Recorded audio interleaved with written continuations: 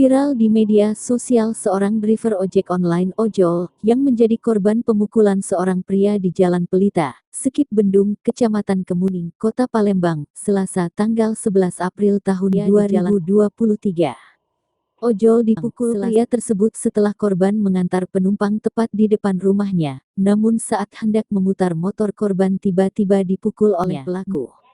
Belum diketahui penyebab pelaku nekat memukul seorang driver ojol tersebut. Setelah menjadi korban pemukulan, korban langsung melaporkan ke Polsek Kemuning Kota Palembang.